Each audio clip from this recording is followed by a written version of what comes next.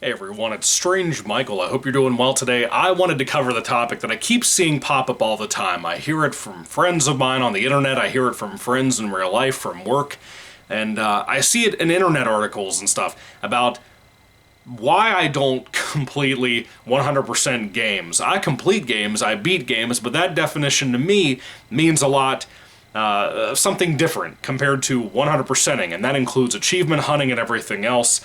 I don't go along with that stuff, and I have 6 examples here of why I did or did not go through 100% on some of these games that I grew up with, and some that I recently completed for the first time ever, old and new. And then I have some that I did not 100% that I will probably never 100% because of skill issues or glitches or anything, you know? So I wanted to start off with that. Let me define all the things I'm saying. When I typically talk to somebody and say that I beat a game, I usually mean the story mode. I beat their story and I got the credits. That's really what it usually means to me. Very rarely are there any games from when I was a kid with PS1, PS2, Game Boy Color, any of that stuff, that had 100% listed on my files. Because typically I wasn't good enough to be able to do that. There were very few games I've ever done that with in my entire life, even now where I am almost 30 years old. I'm about to turn 29 in November. Not even 30 yet, and I've barely beaten anything 100%. I got my first ever Xbox One Platinum last year, yeah, I think it was last year. Either last year or early this year. It was during my Christmas break for 2022 into 2023, but it might have been like New Year's Day of 2023 when I beat the game. But I'll talk about that in a moment. That was my first ever platinum. But let me go back way further to the first ever game with a story that I beat, but also got the credits for, and then eventually 100% completed, where I bought everything, I played all the missions, collected everything I could. For me, it was my first ever collect-a-thon game. It was one that meant a lot to me because I'm a huge fan of both of these brands and franchises that are a part of this game, and that is the PlayStation 2 LEGO Star Wars the video game. The original OG game. Now, I've played newer stuff. I've played number 2, I've played 3, I've played Skywalker Saga, the most recent one. And now there's an ambulance flying down the road. I hope they're okay. Anyway, this is a game that is the first ever game I 100% completed, if I haven't said that already. It is the only one for the longest time in my life that I had 100% completed because I actually gave a shit enough to do it, because I love Star Wars. I love the prequels. This came out before Revenge of the Sith came out, so I was right at completing 100%, right around the time that that movie came out. And I loved it. I loved the challenges. I loved the puzzles. I loved everything about this game so much, and I couldn't get enough of just hanging out in the hub world, where you basically are at Dexter Jettster's diner on, I think it's Coruscant, and you're walking around outside, and all the Jedi and Sith just sporadically fight. Every time one of them shows up, everybody gangs up and tries to fight that guy. I loved the Jedi-centric nature of this game. I loved so much about it, the environments, the music. It was incredible. And to this day, if you go back and play this game, which I still personally think that this is the best of the Star Wars LEGO games, I will stand on that hill and die on it. I love this game so much, and I 100% completed it because I loved it so much. It was the only one I think I was able to do that with when I was a kid, and this is before achievement hunting. This is before trophies and everything else. Back in the day, you could just do the 100%. And this is the only one I ever had when I was a kid that I was able to do that with. And even something now, I want to kind of go to a negative example of another game that I just mentioned, that is upstairs in my bedroom. My wife is asleep up there. I'm not going to go up there and disturb her to grab a fucking game. That is Skywalker Saga. That game has a horrible story mode. Truly awful. And I almost quit when I got the credits of that game out of playing 9 of those fucking horrible adaptations of movies. 6 of them I love. 7 and Episode 9 are okay. But Last Jedi, fuck that. But anyway, I played through that horrible story adaptation of those 9 movies and cringed my way through it. I laughed one time throughout that. And then I realized this is kind of an RPG thing more than anything, and that you could go and explore these open worlds and collect Kyber bricks, which there are 1,200 of those fucking Kyber bricks. Yeah. There's a lot to collect in that game.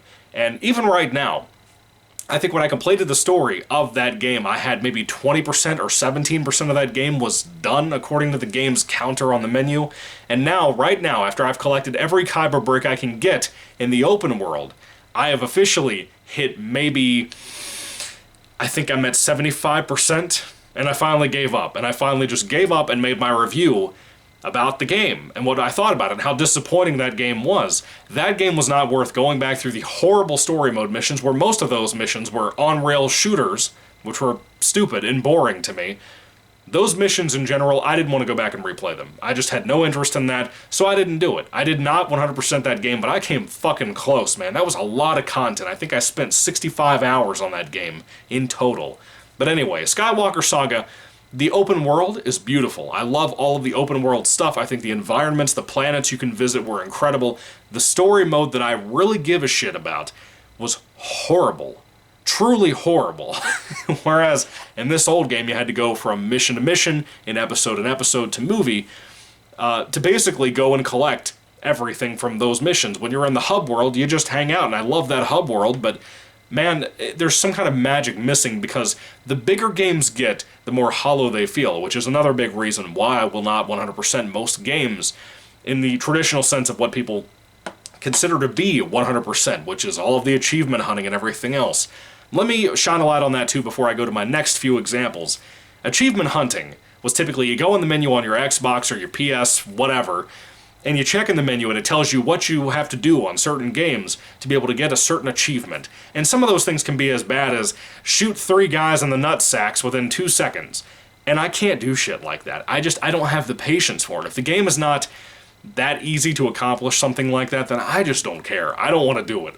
You know, you can unlock characters and hairstyles and all kinds of shit, and I just don't give enough of a rat's ass to bother with it. I just don't. You might call it lazy. You might say, hey, well, you know what? For us who do it, we're getting our whole $60 worth, $30 worth, whatever we paid for it, versus you, Michael, as in me, are just playing it for the story, and you're getting like 9 hours of content. I understand. I'm not saying you're wrong. I'm not saying you're wrong. I don't mean to.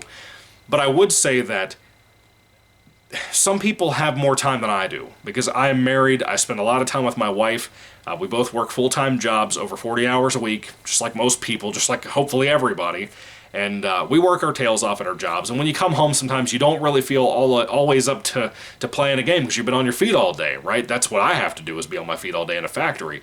But anyway, sometimes I'm not in the mood for it. So it's like, I have to be in the right mindset for things like that, and books. Movies are more common, as I can get into those and get out of them pretty quickly.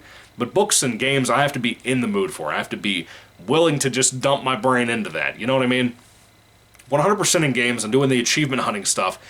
To me, a lot of the achievements and the trials they want you to do to achieve those achievements are bullshit. They're just busy work, in my opinion. And on top of that, let's put it really into context here. You are working your ass off for digital trophies that will not fucking matter when your console, not even 10 years down the road, maybe 15, becomes completely obsolete. When eventually there is no 360 server, will your fucking digital trophies matter? No, they won't. Now, you might be happy and proud, and that's not a bad thing, that you accomplished all of this stuff within the games that hopefully you loved, and you spent time on games that you just loved, and not bad games just to have a fucking number of platinums. I'm hoping that's the case with you. I don't have to worry about that for me. I just played the game, I enjoyed what I enjoyed, and if I wanted to go back and play it again, I either started over with a new save, or I just played the game. Like with when you're playing Grand Theft Auto, for example, you can roam around forever. It's endless, dude. Not that the story mode's endless. I mean, you can restart over and over again, but once the story is done, you can just roam around and do anything you want for ages. For ages, dude. Until your console's dead, until the disc doesn't work anymore, you can do that. And I love that. I love open world games because of that. One of my examples of a game I did technically get my first ever platinum on Xbox One with, not even too long ago. It was actually like New Year's Day of 2023, as a matter of fact. I'll talk about that in a moment. If my ears would pop, Jesus Christ. Let me go on to another 100% that I got. Because if you don't know this, beating a game and 100%ing a game can vary depending on the type of game. This is something worth bringing up too. How do you 100% something like a Madden NFL game? I don't have one. I never have. I mean, I own a game of NFL, but like I've never completed one. I've never completed a career mode or anything like that in those, or like a wrestling game or anything like that with WWE. How do you 100% something like that? I'm sure it's possible. More than likely it's possible, but how do you do it? That's a big question here too. My next example is a racing game. It's a game that you probably have heard of. You probably don't like it as much as its sequel, but it's one that I have not played the sequel pretty much ever. I might have raced it one time, once upon a time. But I bought this racing game for $5 last year in Tennessee with my wife on vacation, and I loved the game. I played it for about 3 weeks or 2 weeks, somewhere in there, and I finally completed all the over 100 races in the game. I think it was like 120. I don't know. It was a lot of racing, though. And that is Need for Speed Underground. Obviously, this is another PS2 game before achievements were created, but if you beat the game, you 100%ed it. Right? There are no achievements, there are no trick shot types of bullshit like slingshot your car into 3 cars at the same time. There's nothing like that. It was just win the race, get first place. And I did that on every single race in this game. And when I finished, I found out you can't even free roam with the thing. You're just done. You can't play on that account anymore. You're just done. It just has a thing that says, hey, you completed this game. You have to start a new save to be able to play the game again. It's bullshit. It's total bullshit. But even so, that counts as a 100% game. Not that these are all 3 examples of only games that I've completed, but they're just different varying examples of the few games that I have. I've maybe completed 100%, maybe 5 games in my entire life, because I just don't care enough to do that typically if it's not something common like a Lego game, which I typically enjoy those 100%ing, at least the old style, not so much the new stuff like Skywalker Saga, but typically the old style I do. Now, let me move on to my final example of a game that I got my first ever platinum for that I keep mentioning, because I think this is important for you to understand with me. I've never had a platinum at all for Xbox One, ever. And this game is a part of a series that I love deeply. I've loved them all. I haven't played Gat Out of Hell, but I can't wait to play that at some point. I have it for PS3. That's another story, though. I just gave away what I'm talking about. That is the Saints Row reboot. Now, you may look at me, and you may wonder if you've watched some of my content, why the fuck would I 100% this? Why did I platinum this of all things? Well, for a very simple reason. Just like Skywalker Saga, but kind of not, the story mode of both games is horrible. The writing for both are horrible. This one is so woke and shitty, it's garbage. And yet the open world, the graphics, the customization, the cars, the car customization, the colors, everything, it is so much fun to play. And it did not get its fair shake when it came out because of how shitty and political the asshats who made this were. And all of the ways they made the story about that bullshit. When you have wannabe gangsters raving about climate change in the fucking game, you're ruining the game, in my personal opinion. Aside from that horrible story, if you actually play the world and you just go around doing shit, for example, collect car parts to build new cars you didn't get to play within the game, that is all you had to do to get a platinum in this game versus something like its previous brethren, Saints Row 4, which I played after I completed this, and I loved Saints Row 4. Saints Row 4 is one of my favorites in the series, as a matter of fact. It's not a hard series to impress me with, but in that game, if you wanted to 100%, I think right now I'm at like 92% in total. To 100%, you have all these trials and challenges like I talked about. Like, shoot 3 guys in the exact same pixel in their eye socket, or their forehead, or in their fucking eyebrow within 3 seconds. That is unreasonable. That kind of thing is so unreasonable that I will not do it. I'm just not going to do it. Or you might play like a fighting game, and they say, oh, well, you have to avoid all damage.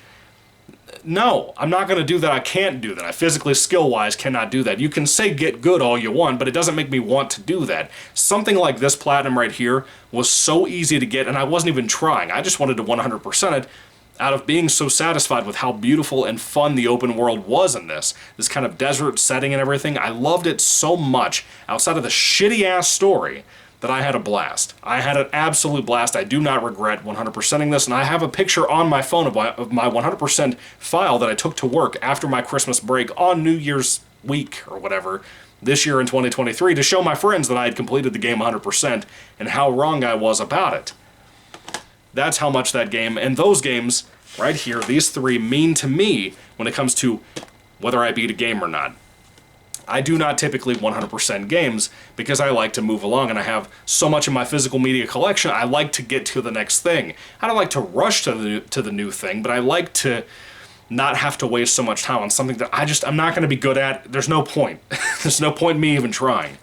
Let me show you my 3 examples of kind of some other stuff that people talk about that they think you should 100%, people think it's worthwhile, and it probably will be. This first example I have is one that I will replay over and over again in the future because of how goddamn good this game was. I loved it. I thought it was a masterpiece for what it was, and that game is, I think it came out last year in 2022, The Quarry Made by the same folks who made Beyond Two Souls, Heavy Rain, Until Dawn, which is probably its most famous game from that franchise and that company. The Quarry is a werewolf horror story. It has David Arquette. It has a lot of really good actors and actresses in here, and it is fantastic. It is so good about capturing this 1980s slasher feel in modern day. It's beautiful looking, dude. Lin Shaye is in here. Ted Raimi is in here. There's so many people in this to make it even more fun. Yes, it's basically like playing a movie. I understand what you're saying. It's a visual novel, whatever.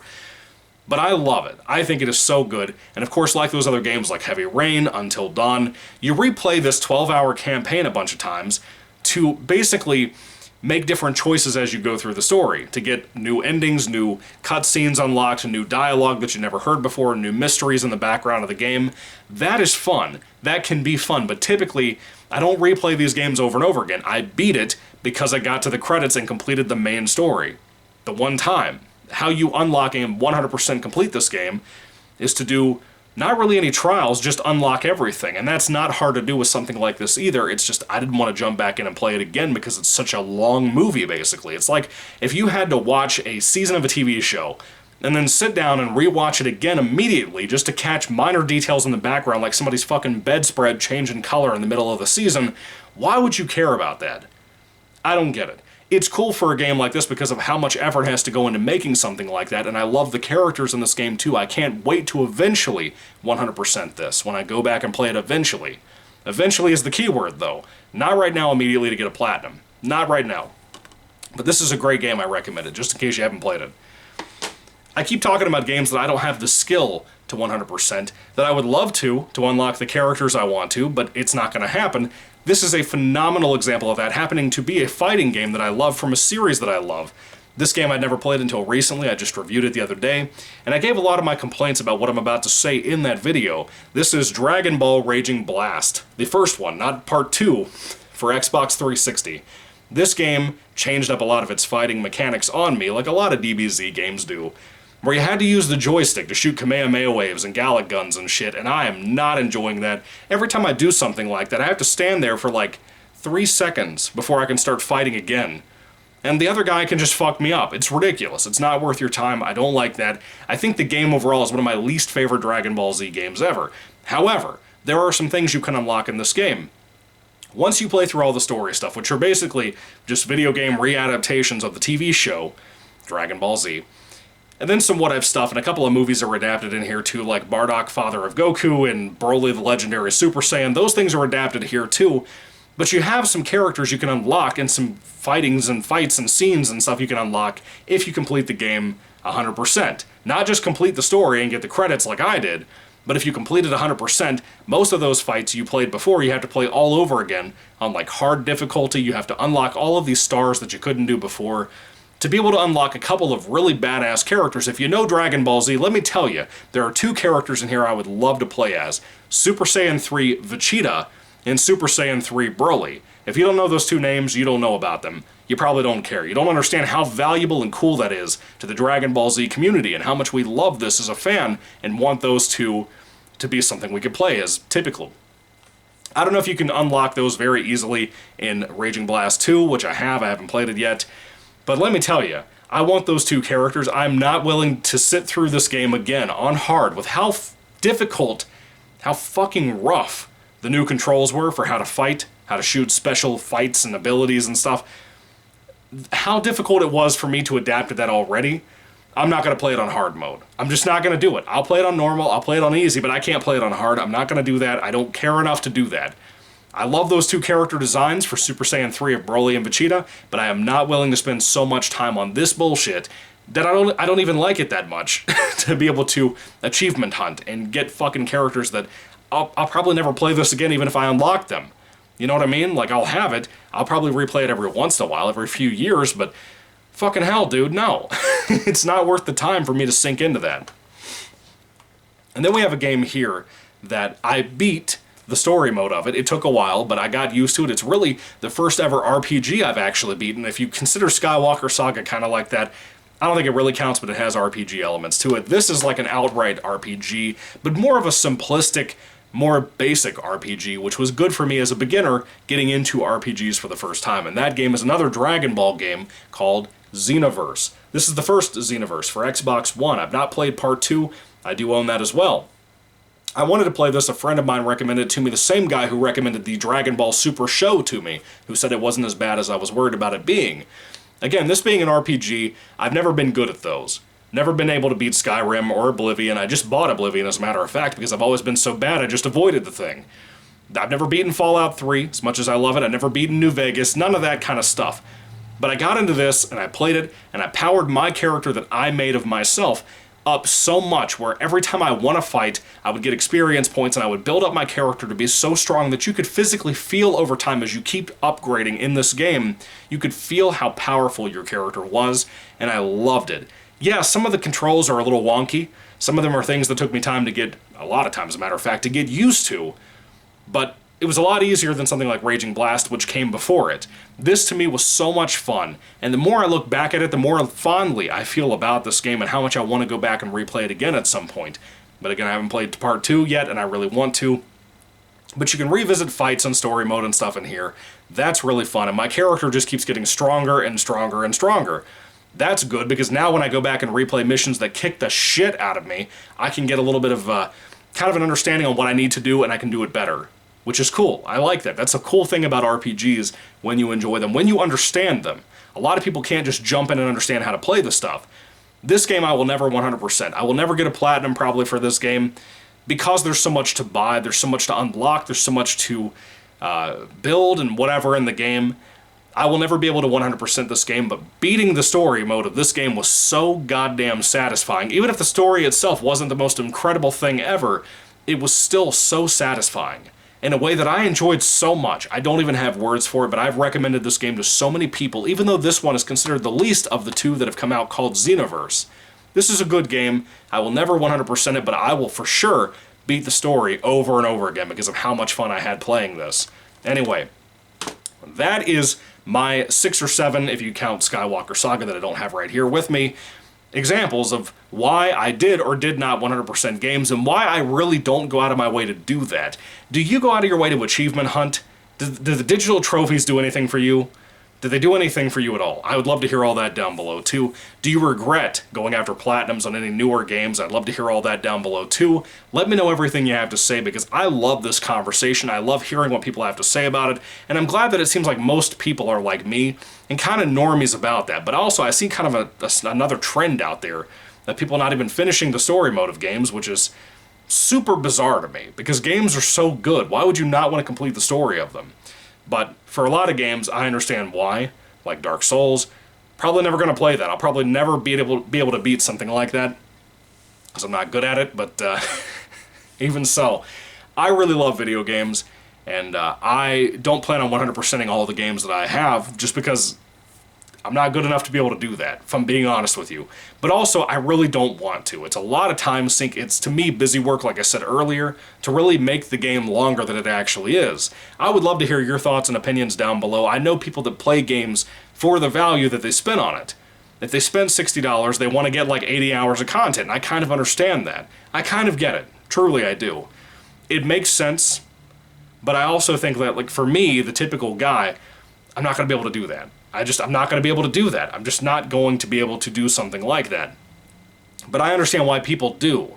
But personally, I think it's a waste of time. I really do. For digital trophies, fuck that. Who cares?